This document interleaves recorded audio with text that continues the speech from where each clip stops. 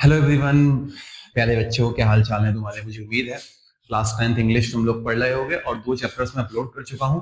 2 chapters तुम लोगों ने बहुत अच्छे से पढ़ भी लिए होंगे।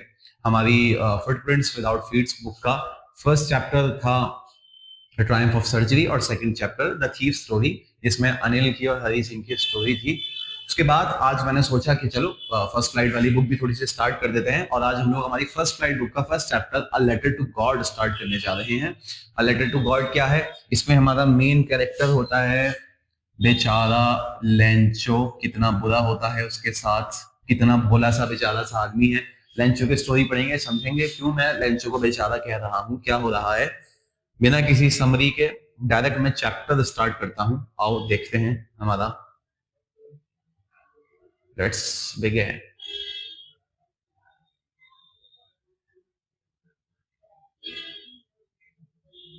अच्छा, कहां से स्टार्ट हो रहा है चैप्टर हमारा? The house, the only one in the entire valley, set on the crest of low hill. Crest यानी कि हमारा पहाड़ी का जो कोना होता है। Of low hill, from the height one could see the river and the field of ripe corn dotted with the flowers that always promised a good harvest. क्या सीन है? लेंचो का घर है, वैली में अकेला है, पूरे एरिया में एक तरीके से अकेला घर है वो। और वो कहां पर है? क्रेस्ट ऑफ, पहाड़ी के बस थोड़े से कोने पर ही है। इस हाइट से नीचे सब लोग रिवर देख सकते हैं सॉरी, फील्ड देख सकते हैं राइप कॉर्न की, भुट्टे की, और फ्लावर्स भी नजर आते हैं। और हमेशा दिखता है कि भैया एक अच्छा खेत होगा जो अच्छी फसल हमें लाके देगा। यही सब कुछ नजर आता है उस नजारे से। The only thing the earth needed was a downpour और एटलीस्ट अ शाल। और इस जमीन को सिर्फ इस चीज की जरूरत थी, भैया थोड़ी सी बारिश हो जाए। Through out the morning Lencho, who knew his fields intimately, had done nothing else but see the sky towards the north east. Lencho जो इस फसल का, इस घर का मालिक था, उसको पता था उसकी फसल ने आसमान में कुछ नहीं देखा है, कोई बारिश नहीं देखी। सिर्फ वो क्या देख रहे हैं? स्काई को देख रहे हैं, यानी कि भैया सूखा है, बारिश नहीं हुई। Now we are really going to get some water. Women अपनी वाइफ से कहता है कि देखना अब थोड़ी सी बारिश होगी। The women who was preparing supper replied yes God willing. उसने, जो वुमेन, उसकी जो वाइफ उसकी खाना बना रही थी, उसने कहा हाँ, अगर गॉड ने चाहा तो जरूर होगी। The older boys were working in the field while the smaller ones were playing near the house. जो बड़े बच्चे थे वो खेती का काम कर रहे थे और जो छोटे बच्चे थे वो घर के पास खेल रहे थे। And the woman called them all come for dinner. उनकी मदर ने सबको बुलाया कि आ जाओ खाना खा लो। It was during the meal that just as Lancho had predicted, big drops of rain began to fall. खाने के वक्त ही, जैसा कि लेंचो ने अंदाजा लगाया था, बहुत तेज तेज बारिश पड़ना शुरू हो गई। In the north east huge mountains of cloud could be seen approaching. North east में देखा जा सकता था कि बहुत बड़े बड़े माउंटेन्स घर की तरफ आ रहे हैं। द एयर वाज फ्रेश, हवा ताजी थी और स्वीट थी। The man went out for no other reason than to have the pleasure of feeling the rains on his body. Lencho बाहर गया खाने के बीच में सिर्फ किस लिए? बारिश का मजा लेने के लिए, क्योंकि बहुत ज्यादा खुश था। एक किसान की जिंदगी ही बारिश पर टिकी होती है, क्योंकि उसकी फसल बारिश पर ही टिकी होती है, तो उसको बड़ी खुशी होती है जब बारिश होती है तो। And when he returned, he exclaimed, "These aren't raindrops falling from the sky; they are new coins." उसने जब वो बारिश से वापस आया तो उसने बड़ी हाफते हुए कहा, बड़ी खुशी से कहा कि ये बारिश नहीं है, ये सिक्के हैं जो आसमान से बरस रहे हैं। The big drops are 10 cent pieces and the little ones are 5. जो बड़ी बड़ी बूंदे हैं वो 10 सेंट की एक बूंद के बराबर है, मार्क कर रहा हूं, इसको याद रखना। और जो छोटी वाली बूंदे है वो 5 सेंट्स के बराबर है। इंपॉर्टेंट सवाल आज पूछा जा सकता है, इसको याद रखना, ठीक है। With a satisfied expression, he regarded the field of ripe corn with its flowers draped. Draped का मतलब साइड में लिखा हुआ है, क्या होता है? कवर्ड, कवर्ड हुई हुई थी। उसने कहा कि फील्ड जो है राइप कॉर्न से कवर हुई हुई है। Draped in a curtain of rain, और अब पूरी वो बारिश से ढक गई है। But suddenly a strong wind began to blow and along with the rain very large hail stones began to fall. और एकदम से तेज बारिश आई और बहुत तेज तेज हेल स्टोन्स आने लगे। हेल स्टोन किसको बोलते हैं? हेल स्टोन होते हैं ओले, ठीक है भैया, ओले भी गिरने लगे। These truly did resemble new silver coins, और ये तो वाकई में, थोड़ा मजाक कर रहा है, ये तो वाकई में चांदी के सिक्कों की तरह लग रहे थे। The boys, exposing themselves to the rain, ran out to collect the frozen pearls. जो लड़के थे बाहर चले गए बारिश में और उन frozen pearls को, उन ओलों को पकड़ने चले गए। It's really getting bad now, exclaimed the man. Lencho ने कहा कि अब तो भैया बुरा होता जा रहा है, फसल खराब हो जाएगी। I hope it passes quickly. और वो कह रहा है कि I hope ये जल्दी गुजर जाए। क्वेश्चन आ सकता है कि I hope it passes quickly, Lencho ने ऐसा क्यों कहा था? लिख देना यही वाली बात। It did not, if it did not pass quickly for an hour, नहीं, उन्होंने कहा कि नहीं गया, 1 घंटे तक हेल पड़ते रहे, घर के ऊपर बारिश पड़ती रही, ओले पड़ते रहे, the house, the garden, the hillside, the cornfield, on the whole valley, सब जगह बरसते रहे। The field was white, अब फील्ड कैसी हो चुकी थी? White हो चुकी थी बिल्कुल ओलों से, as if covered with salt, जैसे उस पे salt डाल दिया गया हो। Not a leaf remained on the trees, एक पत्ता भी खाली नहीं रहा पेड़ पे जिसपे hailstorm ना हो। The corn was totally destroyed, फसल पूरी तरीके से खराब हो गई थी, इसलिए वो चाह रहा था कि जल्दी चली जाए। The flowers were gone from the plants, plants से flowers भी चले गए थे। Lencho's soul was filled with sadness, Lencho का दिल किससे भर गया था? Sadness से भर गया था। When the storm had passed, he stood in the middle of the field and said to his sons, a plague of locust would have left more than this. उसने कहा कि जो लोकस्ट थे, जो पेड़ को खराब करने वाले कीड़े थे, वो भी इससे कम खराब करके जाते फसल को जितना इस हेल ने कर दिया है, क्योंकि उसने पूरी ही फसल बिगाड़ दी थी। The hail has left nothing, कुछ भी नहीं छोड़ा इस हेल ने, इस ओलों की बरसात ने, सब कुछ ले गए अपने साथ। This year we will have no corn, और इस साल हम कॉर्न नहीं उगा पाएंगे। That night was a sorrowful one, वो बहुत ज्यादा दुख भरी रात थी। All our work for nothing, हमारी सारी मेहनत बेकार हो गई। There is no one who can help us, अब हमारी कोई भी मदद नहीं कर सकता।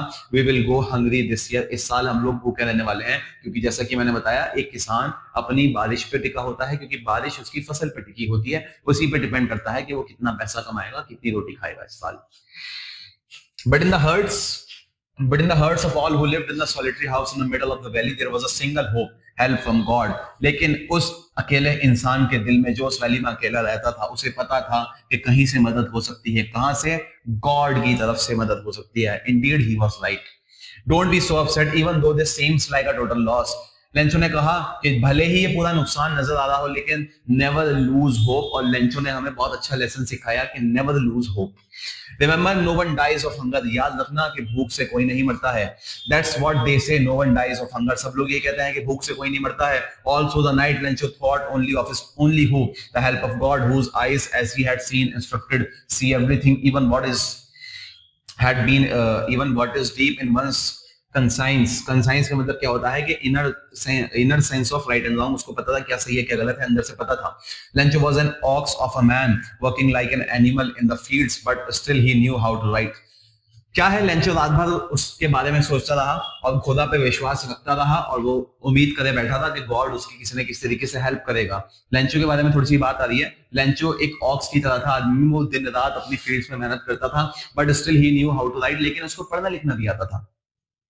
द फॉलोइंग संडे, एक सेकेंड, द फॉलोइंग संडे, अब आगे चल के जब अगला संडे आया तो क्या हुआ?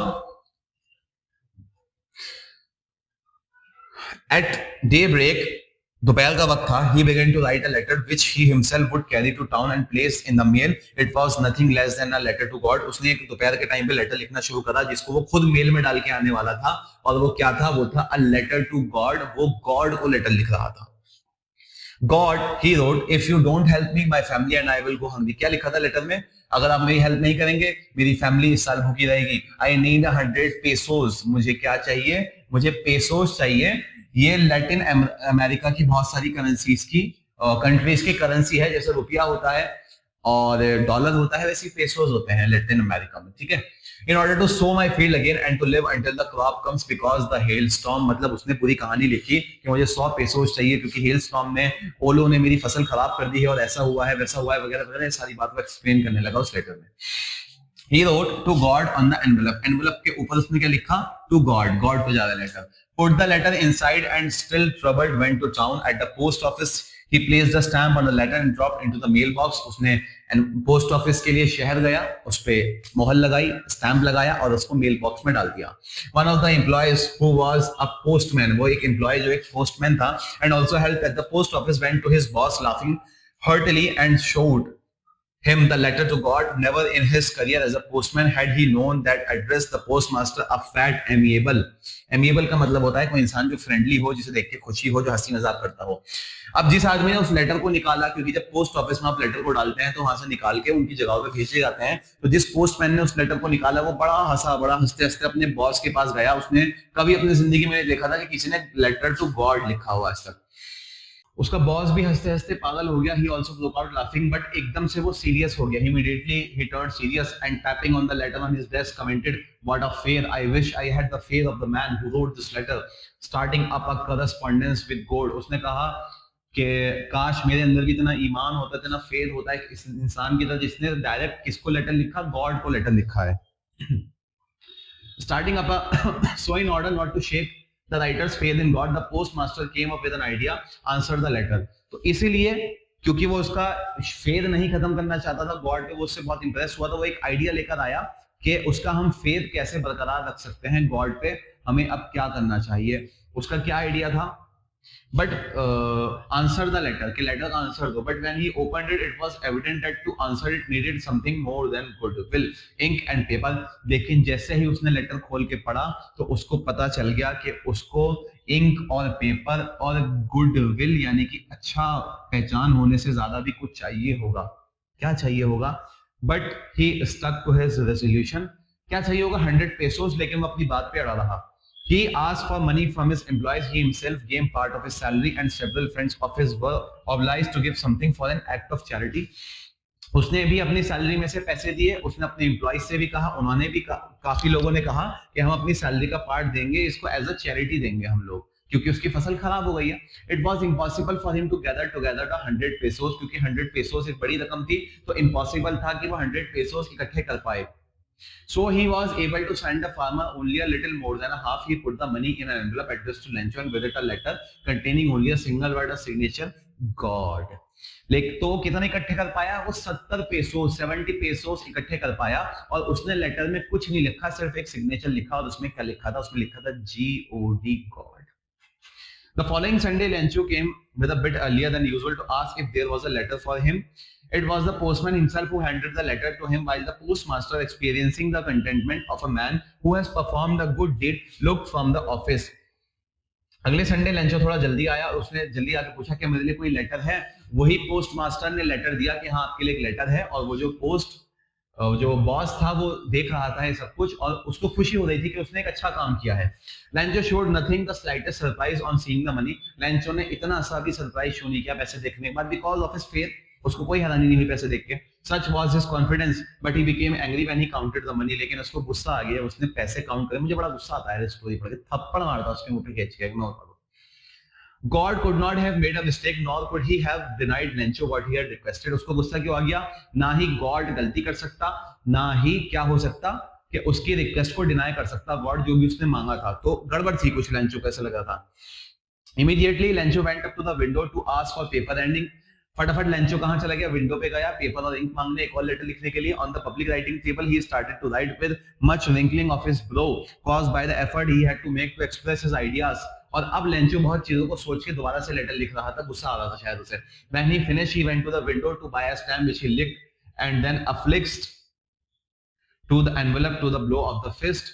The moment the letter fell into the mailbox, the postmaster went to open it। It said God।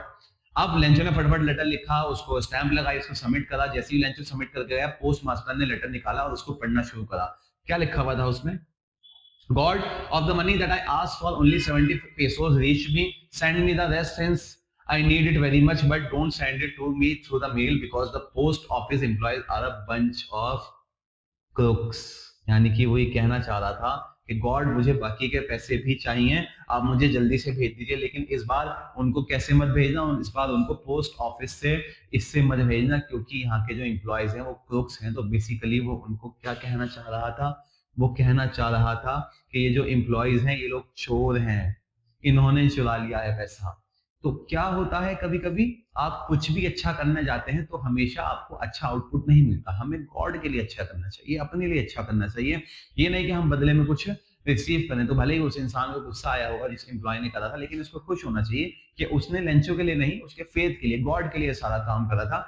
और लेंचो को ने ये दिखाया कि गॉड पे ऐसा अंधा फेथ होना चाहिए, लेकिन इस तरीके से नहीं, ये गलत तरीका है कि आप एक्सपेक्ट करें कि आपको लेटर का रिप्लाई मिलेगा, पैसा किसी और तरीके से मिल जाता।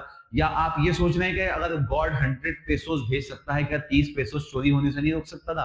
तो फेथ भी प्रॉपर होना चाहिए, बिल्कुल आंख बंद करा हुआ नहीं होना चाहिए। हाँ, फेथ हो इस तरीके का कि आंख बंद करके किसी भी चीज का आप गॉड पर विश्वास कर ले, लेकिन उसका एक तरीका होना चाहिए।